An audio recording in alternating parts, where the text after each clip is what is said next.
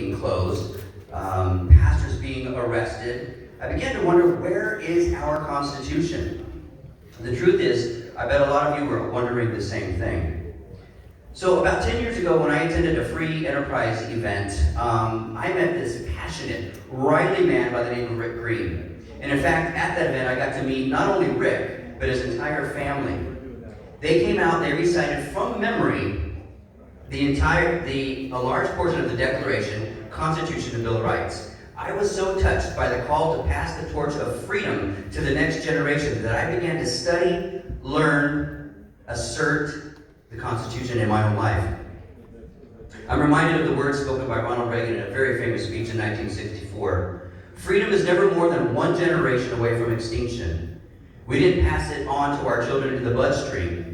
It must be fought for, protected, and handed on for them to do the same. Or one day we will spend our sunset years telling our children and our children's children what it was once like in the United States, where men and women were free. Right?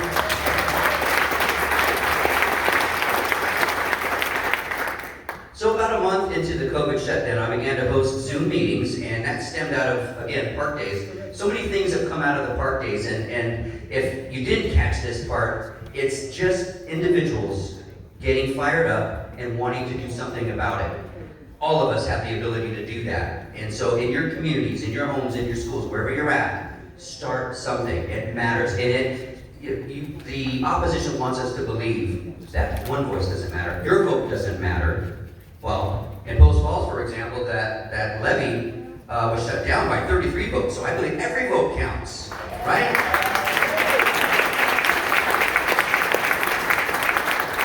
Now, I'm not here to tell you how to vote on one thing or the other, but to vote.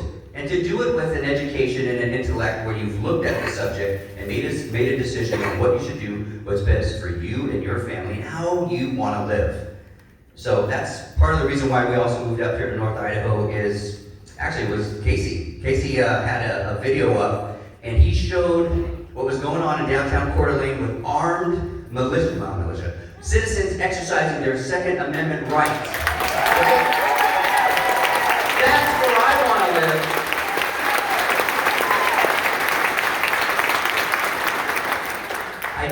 I didn't know about North Idaho. I thought, well, that's just way up there. That's about like Canada. I'm from Southern California. I like the heat. I like the beach.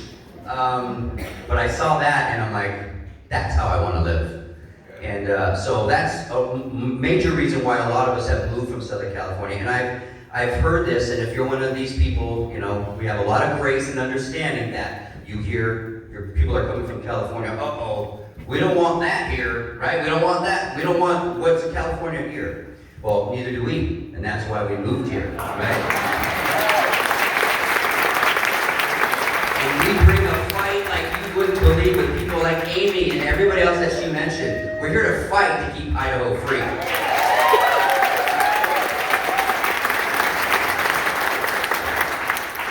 So in that 6-week Constitution class that I hosted over Zoom, we learned a lot of different things. I'm going to just share a snippet of it, what I think is very relevant to where we're at today, and hopefully it gives you some words of encouragement. September 17th might not be as recognized as July 4th, but is equally as important. On that day, in 1787, 39 men signed the final draft of the newly framed Constitution and sent it to the states to be ratified. It took nearly an entire year of heated debate in the pages of newspapers and on the floor of the individual ratification conventions. But ultimately, on June 21st, 1788, the Constitution was accepted as the governing document and the supreme law of the land.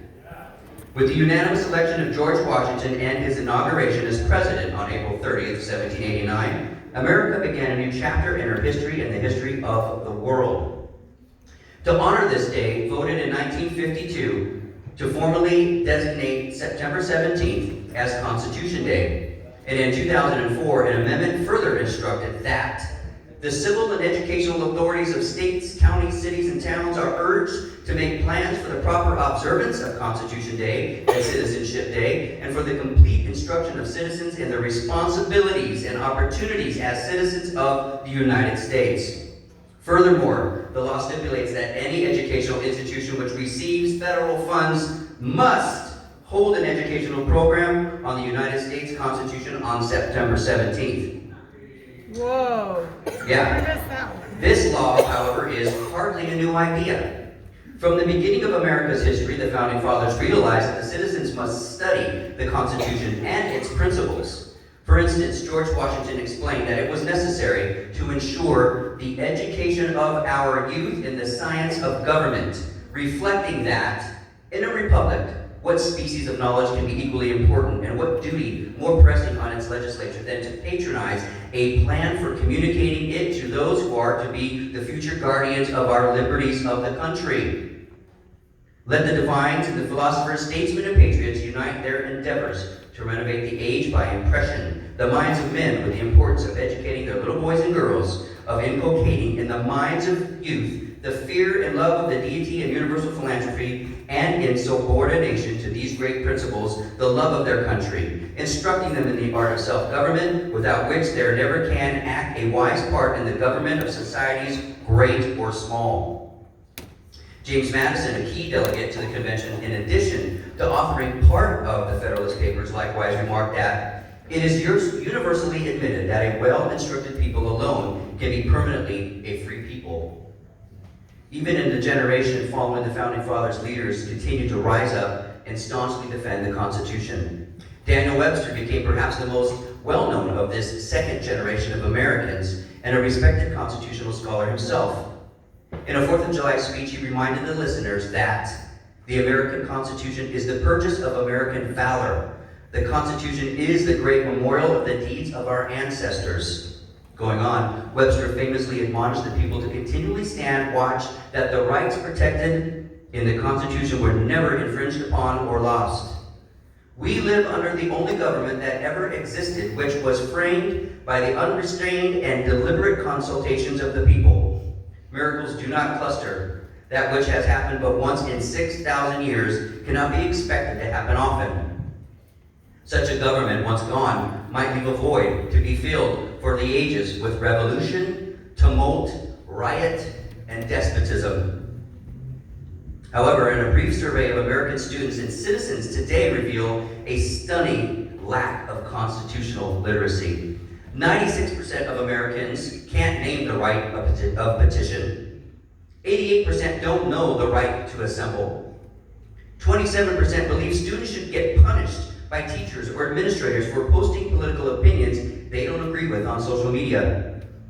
46% of Americans think institutions should disinvite speakers who might offend the listeners. And 12% of Americans think that the Constitution specifically ensures the right to own a pet. But perhaps the most shocking and revealing statistic is that some 57% of Americans have never read the Constitution. People, if Americans don't know what the Constitution says, how can they defend it? Thomas Jefferson warned that if a nation expects to be ignorant and free in a state of civilization, it expects what never was and never will be. In past generations, even visitors from Europe recognized that the American political system relied upon a well-educated, civics-oriented population. In Alexis de Tocqueville's famous 1835 account of his travels in the early republic, Democracy in America, he spoke about how, when asking any American about politics, you will see the cloud that envelops his intellect suddenly dissipate. His language becomes clear, clean, and precise, like his thought. He will teach you what his rights are and what means he will use to exercise them. He will know according to what usages the political world conducts itself. You will perceive that the rules of administration are known to him and that he has made himself familiar with the mechanisms of the laws. In the United States, the sum of men's education is directed toward politics. Boy, how have things changed. Now over half the nation has never read the Constitution. If Tocqueville were to ask the same question today, there is no doubt his answer would be dramatically different. So in the spirit of reviving the hunger to know, understand, teach on our nation's founding documents and what our founding fathers fought and died for, I want to make available to you several resources. So if you take out your phone and you text the word LEARN, L-E-A-R-N, to the number, and don't worry, I'll say this a bunch of different times, 208-295-5946. Type the word learn. Or you can even email us at North Idaho FF, Frank, at protonmail.com. And in the subject line, put the word learn. I'm going to send you a PDF version of the Constitution Made Easy. Okay? It's a great tool to have where it takes all of the Constitution and the amendments as they have been amended, and it lays it out to you in nice, understandable English so we can then learn and assert and defend this wonderful document. So again, that number is 208-295-5946. Type the word learn. As well as, I'm going to send you some information about how you can be a constitutional coach. Now, you don't need any experience other than you can get onto the internet and hit play on a video. We can do that in person. Come talk to me afterwards. I'd love to get another, one of those groups going, or many of them going in churches and homes. We need to learn our Constitution so we know how to defend it. Also, in-person online courses that are available on the Constitution. Here's one, Defending Your Second Amendment.